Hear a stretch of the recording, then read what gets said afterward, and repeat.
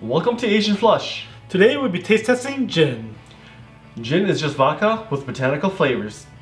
Today we will be starting off with our least expensive to most expensive in our inventory. And to start off with, we have Fleischmann's. Fleischmann's was the first American-made gin, started in 1870. Cheers.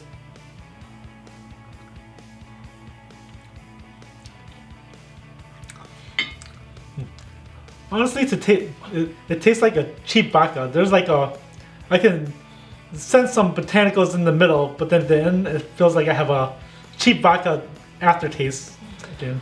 Yeah, I kind of feel the same way. You have the, cheap vodka taste at the beginning, and then the quick, very quick botanical taste in the middle of it. But right now, having it in my mouth a little bit longer, it's like a bitter taste in the back of my throat. And up next, we have New Amsterdam. New Amsterdam was born from a passion to elevate gin to new heights. Cheers.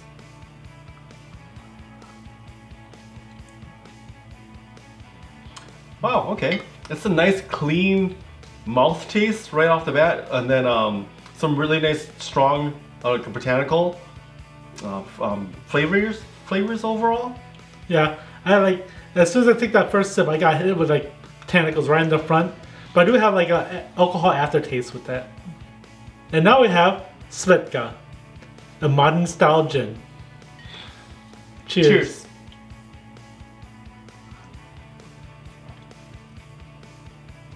Right.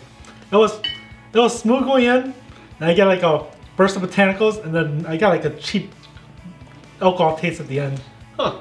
Mine was totally the opposite. Like my first taste, it was like I felt like it was cheap alcohol, and then the botanicals, and then it was smooth going down my throat. And now we have one of the better well-known gins on the market, Beefeater, which is distilled in the heart of London. Cheers.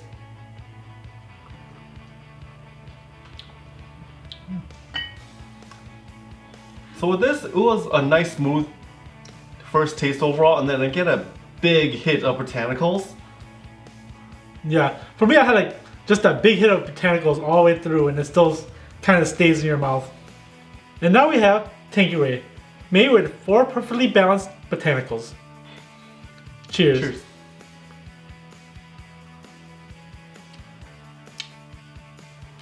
Oh. Yeah, it went smooth in the front, but as soon as I swallowed, then all the botanicals just kind of hit me. Yep, so the same thing, really smooth overall, hit of botanicals, really only could really taste the juniper berry, and nothing of the other 4 or the other 3 particular flavors. And now we have Bombay Sapphire. It is made from a recipe from 1761. Cheers.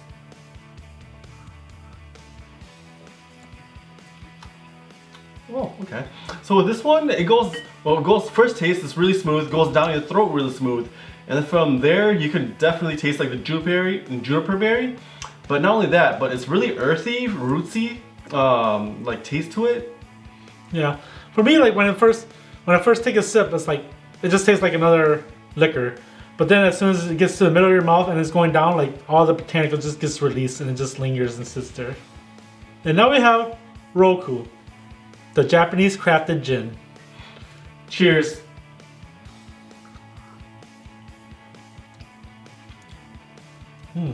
Yeah, I definitely taste the yuzu peels and the peppers.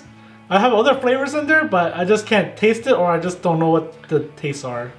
Yeah, so yet again with this, big hit from the yuzu peels, and then after that, like you get the spices, and it just boom hits you in the mouth, and just like kind of lingers and just kind of stays in your mouth. And now we have Tanqueray number 10, inspired by Charles Tanqueray's pursuit of perfection. Cheers. Cheers.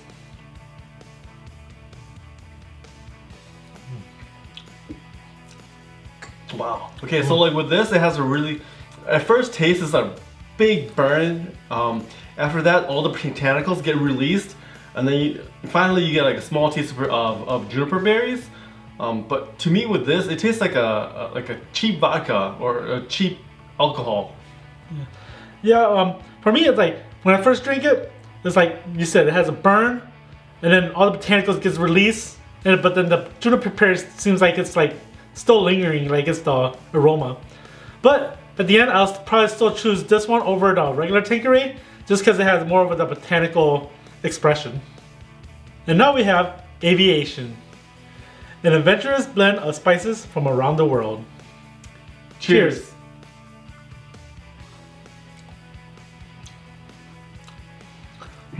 Yeah, this one, I have like, there's liquor in the front, and then like light botanicals hit me right at the end.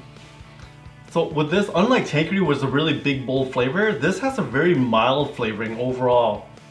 And now we have Akori, a bold combination of rice-based alcohol, juniper, and aromatic selection of Japanese-inspired botanicals. Cheers.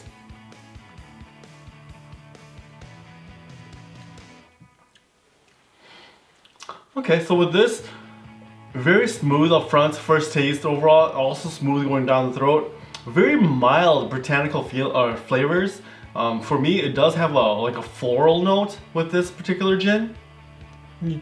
Yeah, I agree, because when I'm drinking it, I felt that little burst of botanicals. It wasn't really heavy, but I felt it going down. But at the end, like, I felt like there was a lingering botanical and something tickling my tongue kind of thing.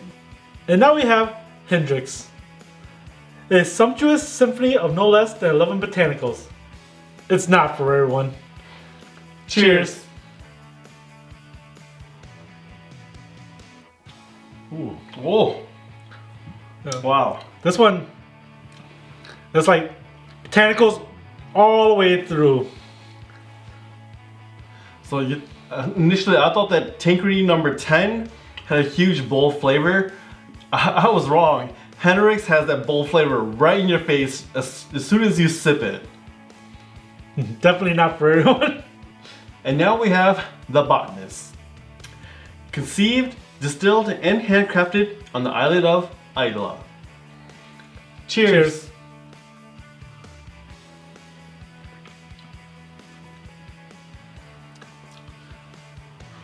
So with this overall, really smooth going in, small little burn in the back of the throat with the alcohol overall. But to me with this, a huge taste of juniper berry, and it just like lingers around with the juniper berry overall. Yeah, I agree. Like going in and just swallowing it, it's smooth all the way through. But the botanicals and everything just kind of like lingers, and it really does hit in the middle and lingers. And next we have Empress, gin colored with butterfly pea flowers. Cheers.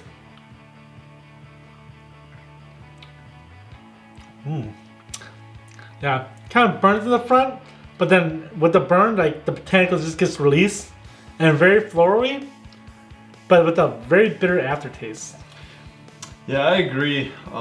With this overall compared to some of the other ones, it's kind of like middle of the road really with how much we're paying for this. It's not one of the don't be fooled by the coloring of this gin. And lastly, we end off with our most expensive one, Kino B, the beauty of the seasons. Cheers. Cheers.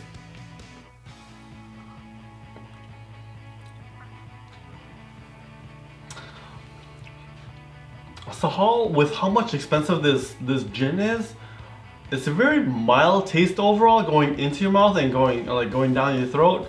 A small, to me, like has a small little like botanical flavors once you drink it overall, but nothing that really stands out.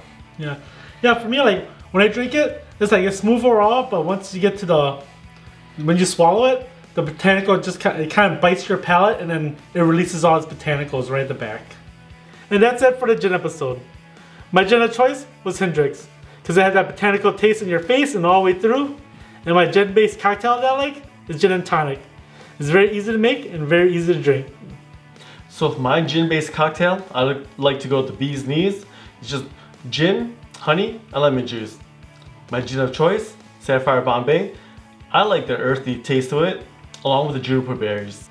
And if you made it this far, like and subscribe. And if you missed any gin, leave them in the comments below.